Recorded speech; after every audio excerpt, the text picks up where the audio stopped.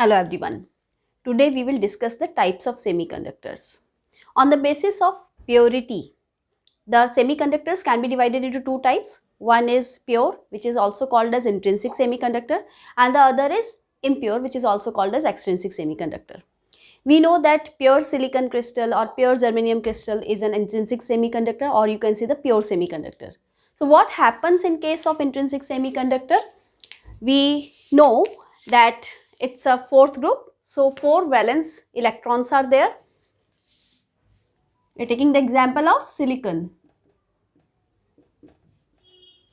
which has 4 valence electrons. We know that in a silicon crystal, there is a tetrahedral arrangement of silicon atoms where each silicon is attached to the other 4 silicon neighboring atoms but in tetrahedral arrangement. So for 2-dimensional structure, I am just drawing that. Suppose I have this silicon atom which is surrounded by other 4 silicon atoms. So it has 4 valence electrons, means 1, 2, 3, 4 here.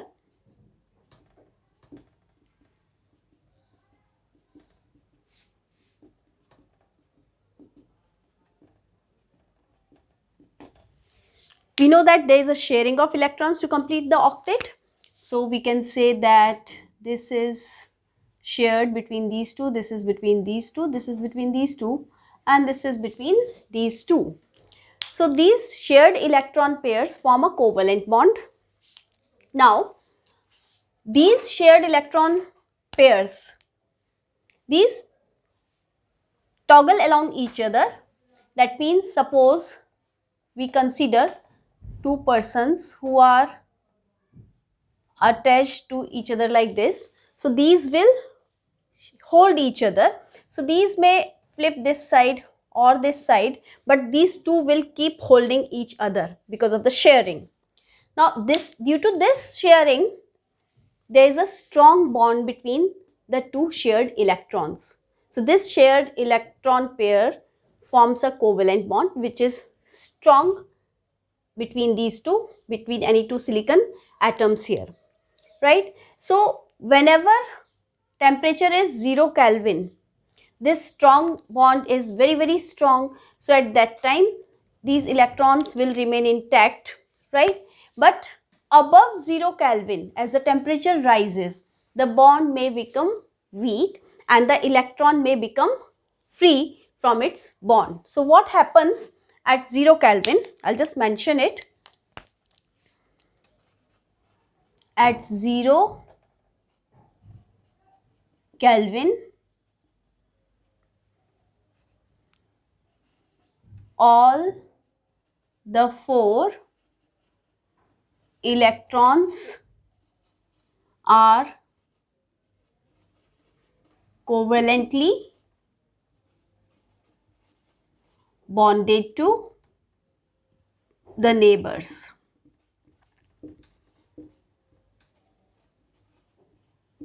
Right? But as the temperature rises,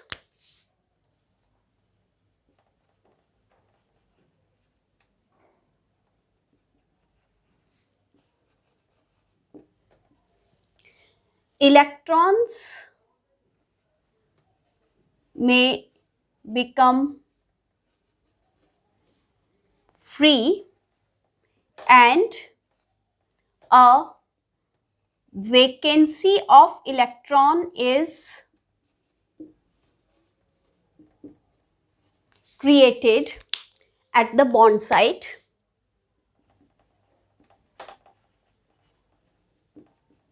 which is called as hole.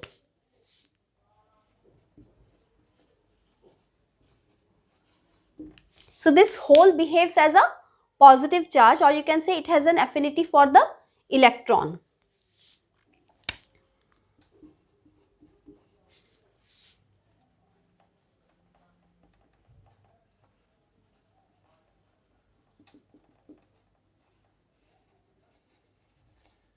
Right?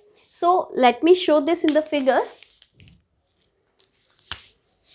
So at higher temperature, as the temperature rises, what may happen that this electron may become free from here and this electron may come here, creating a hole in its place. So you can say the electron hole pair is created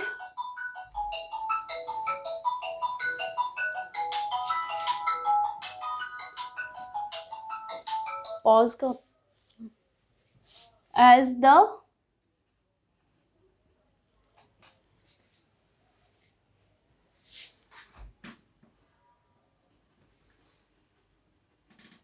temperature increases.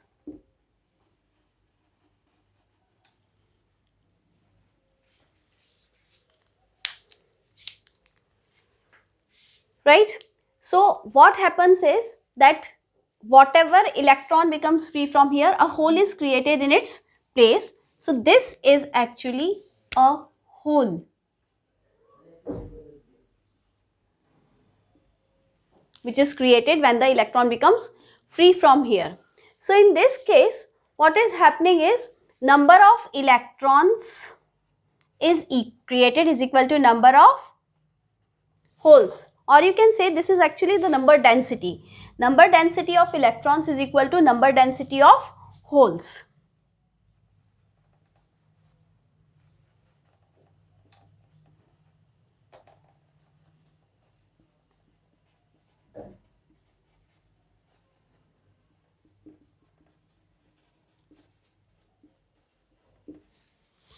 But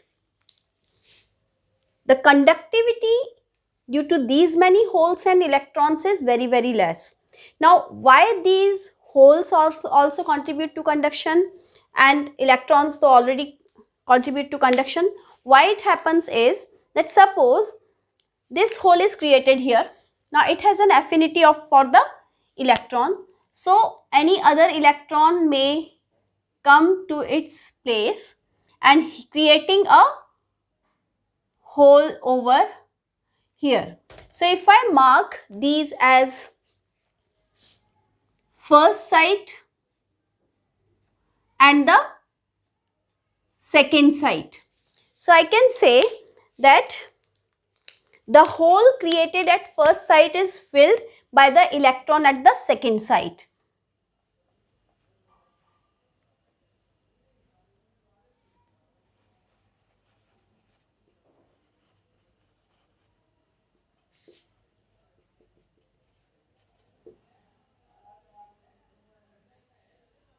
May be filled, depends on the energy.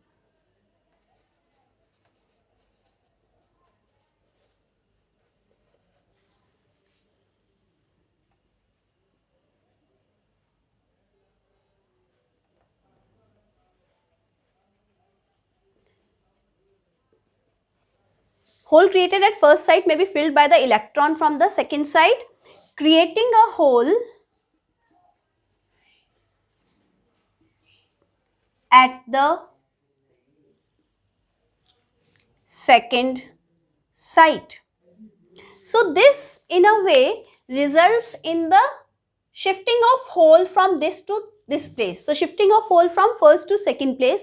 So that's why the conduction is due to electrons as well as holes. So whenever external electric field is applied,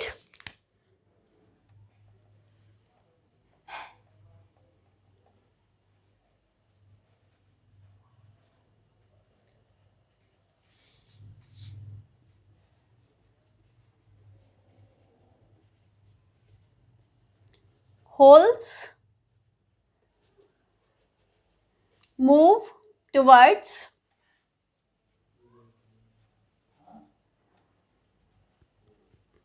negative terminal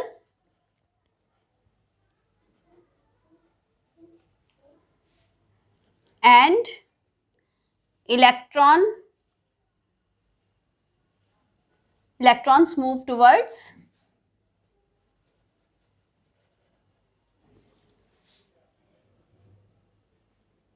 positive terminal. So therefore, the total current in a semiconductor is the sum of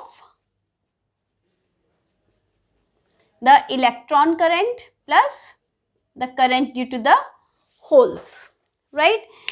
But again, in an intrinsic semiconductor, as the temperature rises, the electron-hole pairs are produced. Now this results in conduction, but the conductivity is still not very high. So in order to increase the conductivity of a pure semiconductor, even if we add a very small amount of impurity, the conductivity of the semiconductor increases many folds, right? So that's why impurity is required to be added to increase the conductivity of the pure semiconductor. That makes it an impure semiconductor or extrinsic semiconductor. So what is the drawback here? I'll just mention it.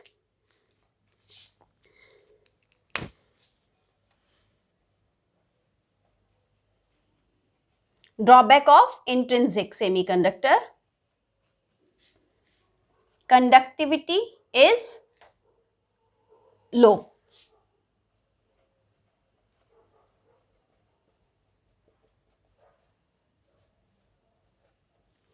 So therefore, to increase the conductivity, so what is the solution?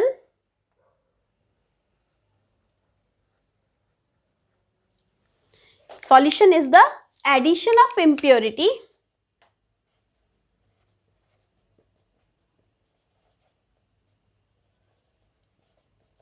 small amounts of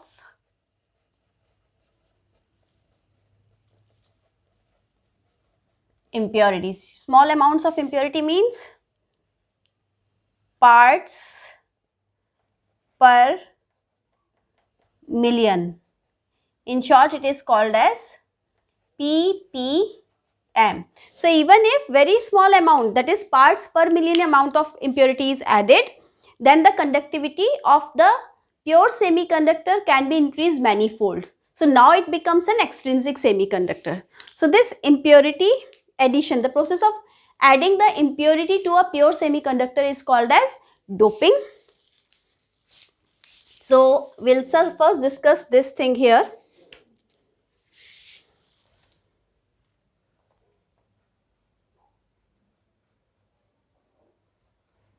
Doping is the process of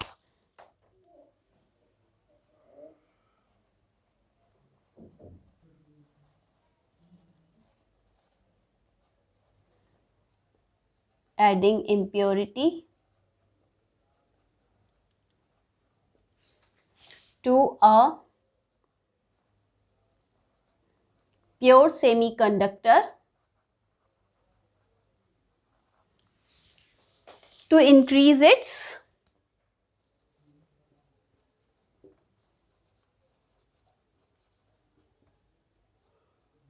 conductivity.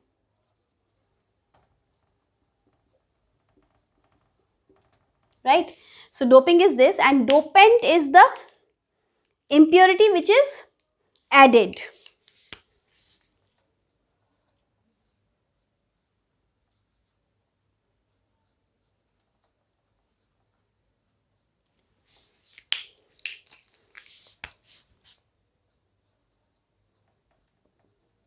The impurity atoms added to increase the conductivity of a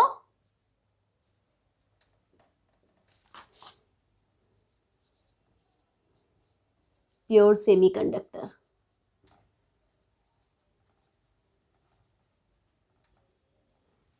Right? So doping is the process of adding the impurities.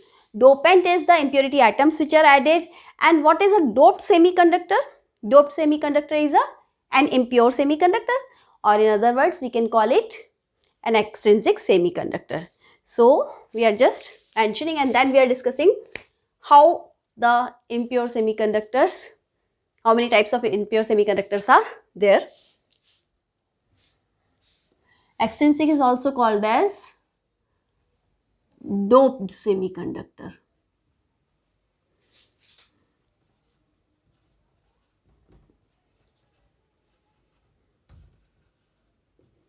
Now types of doped semiconductor, we are going to discuss that in detail.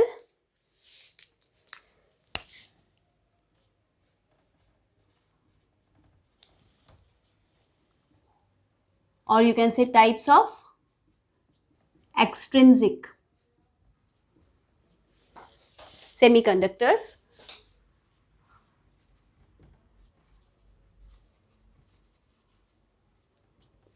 So the first type is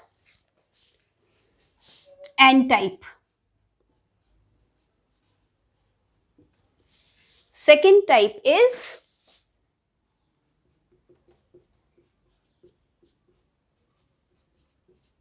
P-type, right? So what is an N-type semiconductor?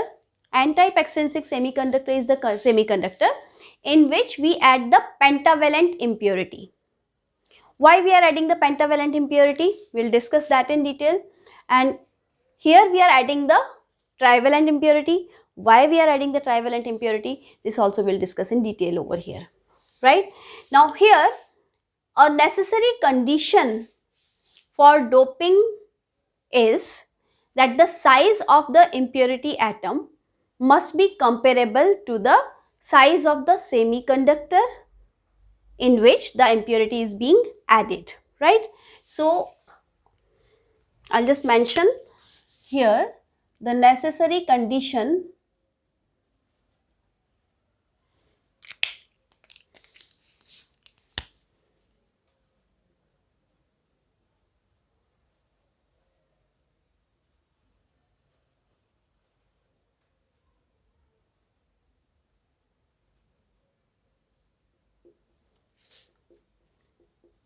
size of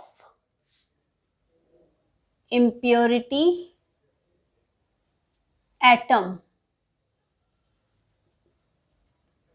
must be nearly same as the pure semiconductor. Size of impurity atom must be nearly same as the pure semiconductor in which we are adding the impurities to make it extrinsic, right? Now we come to N-type. N-type, I just told you that here we add the pentavalent impurity. Pentavalent impurity means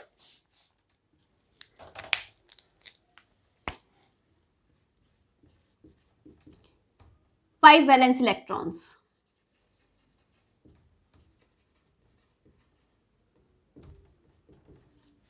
Right? So pentavalent impurity, you can say this is fifth group, means 5 valence electrons.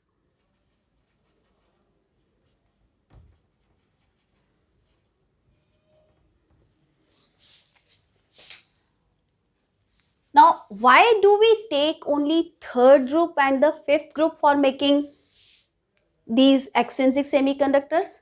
We know that pure semiconductor is a fourth group element, right? So, if we are adding third group or fifth group impurity, these will have nearly same size, right? So, that's why we are adding either pentavalent impurity or trivalent impurity in case of p-type semiconductor. So, what happens here is pentavalent impurity means we can take the example like phosphorus,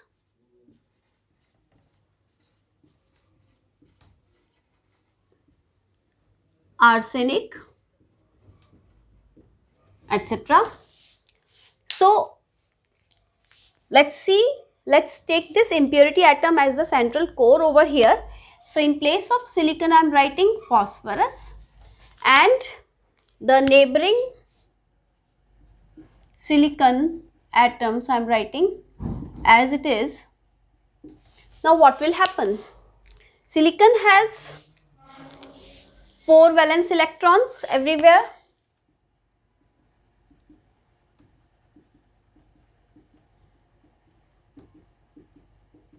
Right? Phosphorus has 5 valence electrons as I just told you.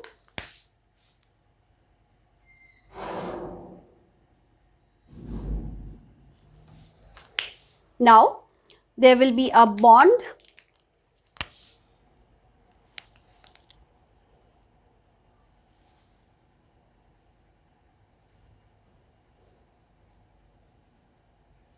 See, there is an extra electron because 4 electrons are bonded to the neighboring silicon atoms and 1 is the extra electron. So this extra electron,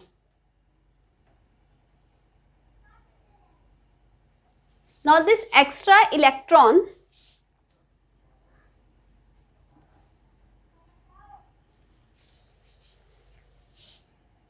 is weakly attached to this phosphorus atom now. Why so? Because these 4 are covalently bonded to the neighboring silicon atoms. So this seems to be weakly bonded. Now this electron, since this is weakly bonded to the core phosphorus here, it will require very less amount of energy to become free. So you can say it will have energy level which is very close to the conduction band, which we will discuss later on. So first of all, we will just mention this thing, that this 5th extra electron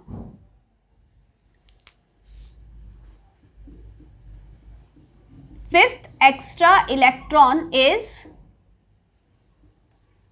weakly bonded, 4 electrons strongly bonded. So therefore it requires, the 5th electron requires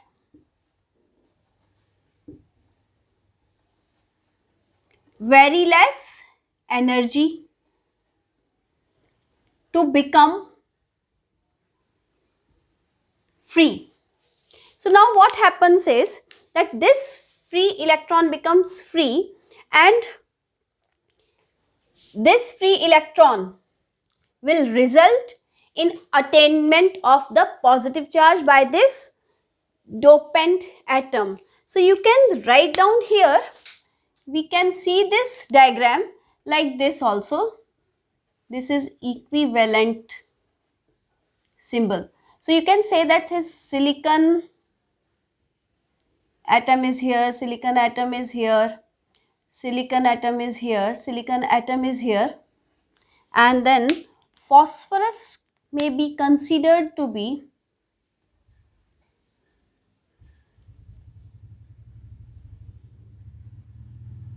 having a positive core with an extra electron. So you can consider this to be a positive core with an extra electron which may become free.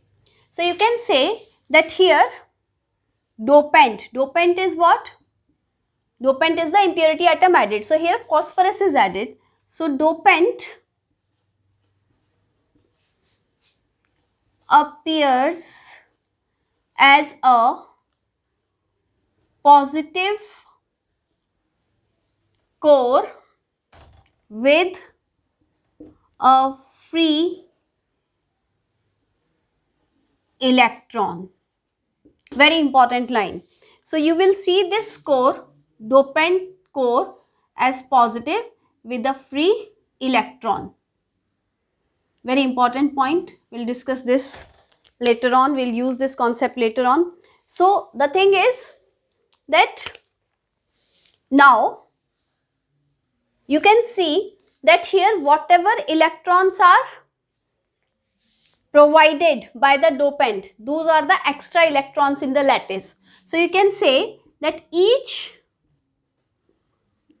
dopant, or you can say the impurity atom, right? Each dopant or impurity atom gives an extra electron. First thing. Second thing, that due to rise of temperature, some electrons may break from here, right, creating a electron hole pair. So you can also see this as that this electron may come here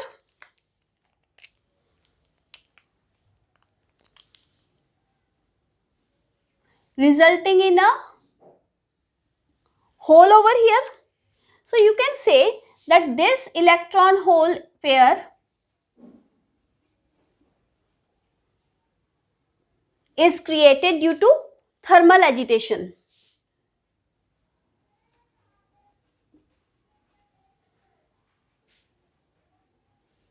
So electron hole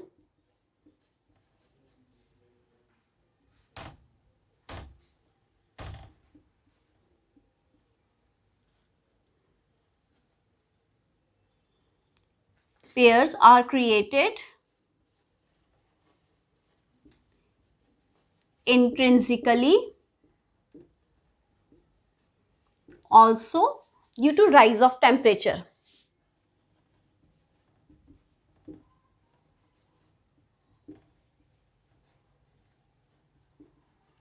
So what can you say that what will be the total number of electrons? So you can say here that the total electrons in this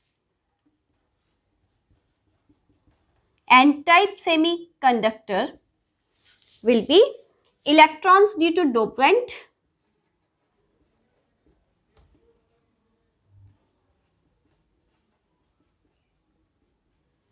plus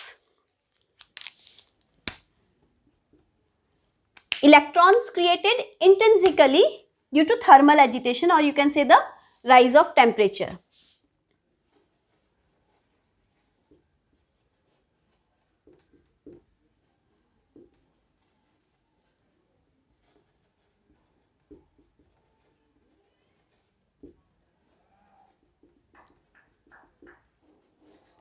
Or rise in temperature.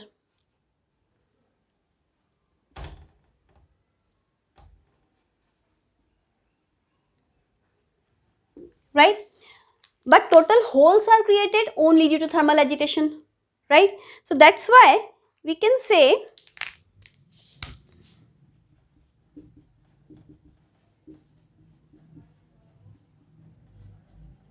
created only intrinsically by thermal agitation, or you can say the rise of temperature. Right? So obviously first thing, it is visible at a glance that electrons are more in number and holes are less in number. But at the same time, when these electron hole pairs are created, at the same time at some other place the holes are getting electrons from the other bonds. So you can say that the generation of electrons by dopant is increasing. Whenever any dopant atom is there, it is giving contribution of 1 electron. Each dopant atom is giving contribution of 1 electron. So you can say that due to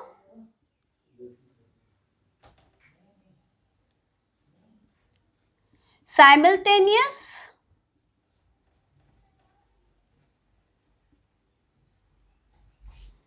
process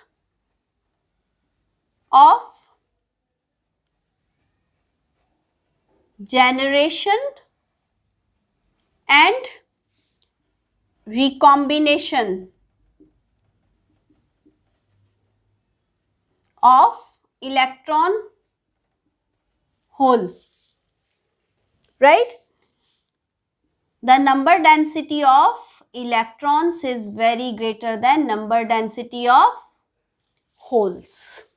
While in intrinsic semiconductors, the number density of electrons is equal to number density of holes. Now we come to the p-type semiconductor now.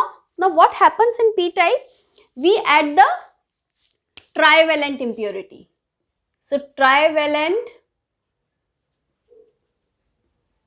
impurity is added.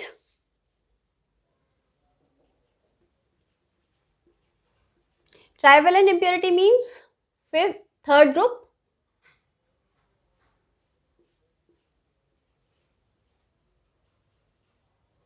That means how many valence electrons? 3 valence electrons.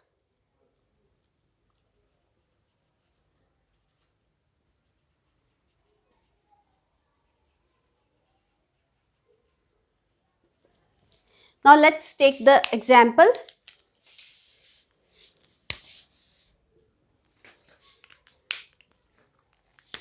For example, boron, aluminium,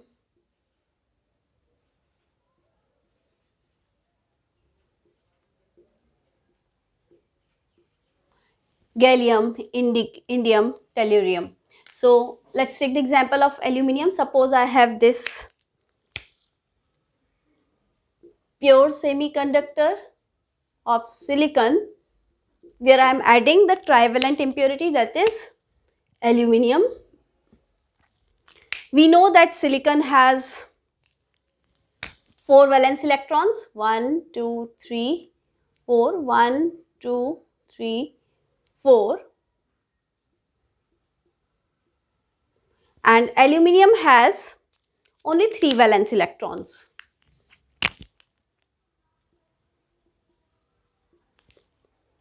So what will happen? There will be sharing of these electrons. We draw for silicon also, this silicon, red.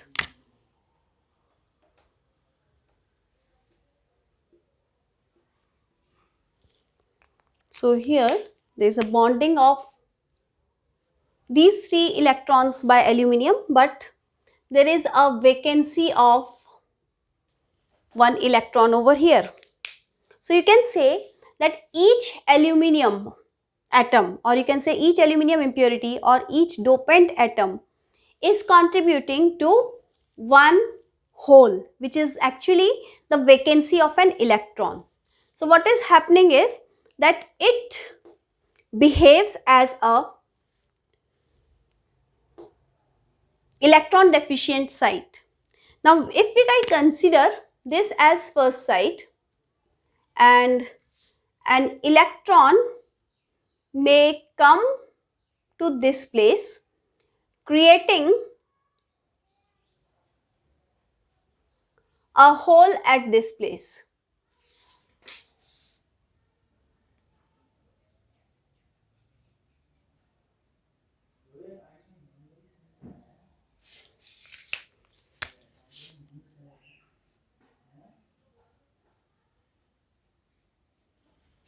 Right? So what will happen, that aluminium atom will take an electron from some other place, some other silicon atom, which may come from anywhere, not necessarily here. So when it gets an extra electron from other neighboring silicon atom, what happens is it behaves as a negative core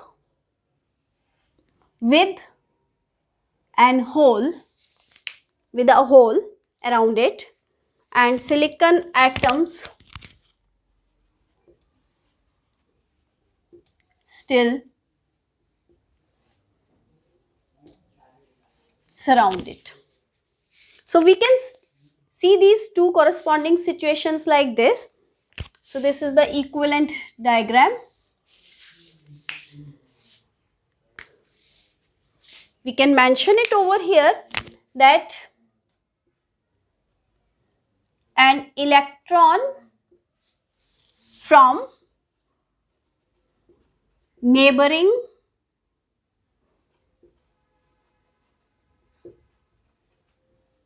silicon atom may fall into the hole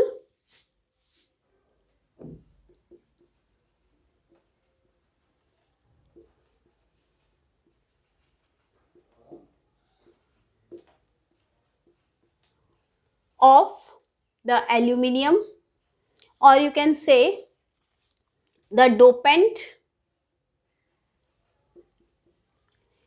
creating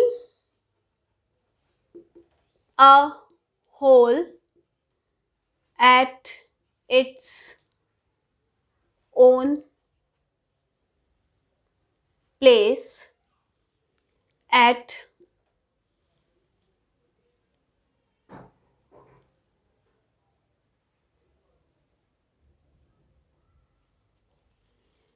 site 2.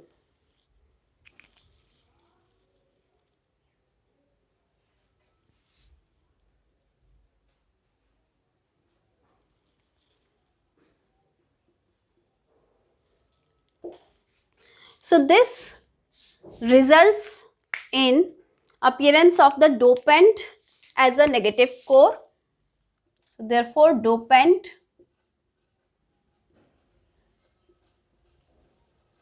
appears as negative core with hole.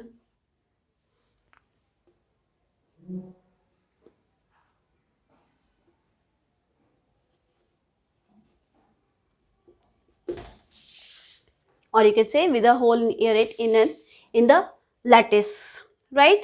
So you can say that each impurity atom is giving an extra hole because it is giving rise to deficiency of electron. So you can say each dopant, or you can say the impurity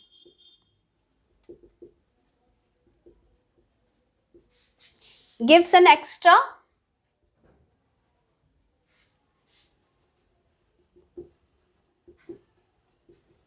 hole. So we can mention here also that the total holes is equal to, in this case we are talking about total holes, is equal to holes due to the impurity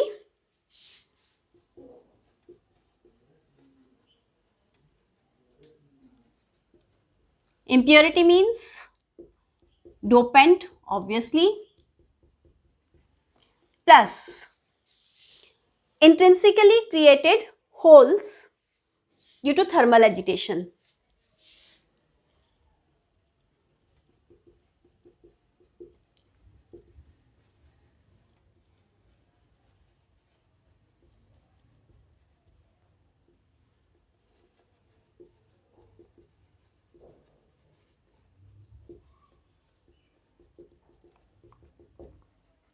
So I have to show this thermal agitation electron hole pair. So this may come here,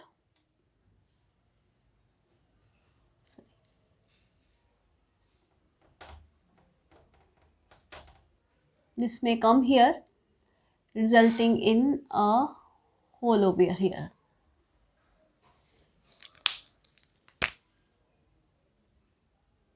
So you can say this electron hole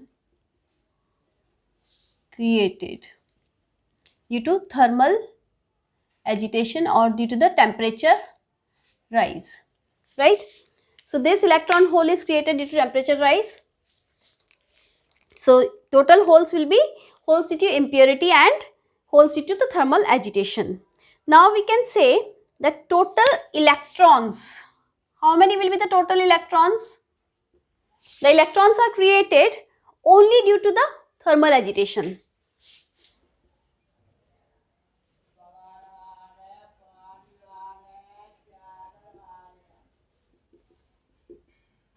Intrinsically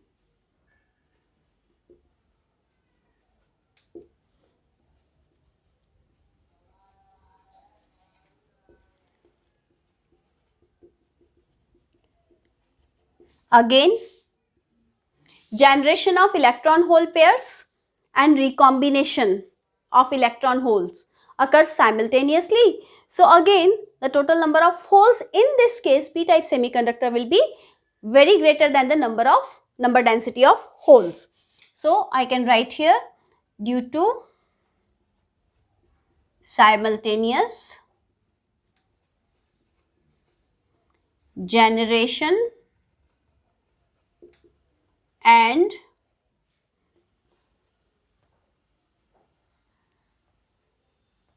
recombination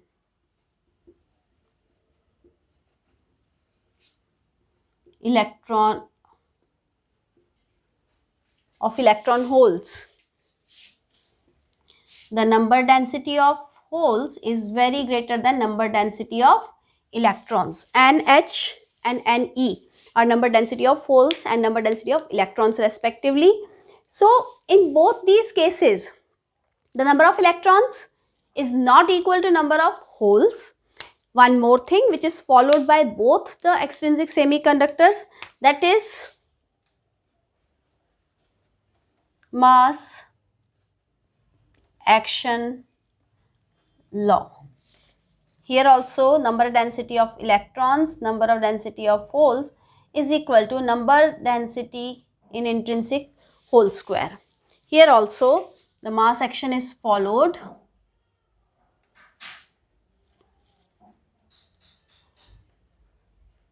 That number density of electrons into number density of holes is equal to number density in intrinsic whole square, right? And in intrinsic, we know that number density of electrons is equal to number density of holes. So this is all about your types of semiconductors on the basis of purity. Here this is negative core and hole. So if you look at these, I think it is very much clear that how these extrinsic semiconductors are formed from the intrinsic semiconductors. Now how these intrinsic are converted into extrinsic, sometimes we take a single chip and then we add the required desired impurity by diffusion also. There are many methods which can be discussed separately, but for this video I think this much is enough. So that's all for now. Have a nice day.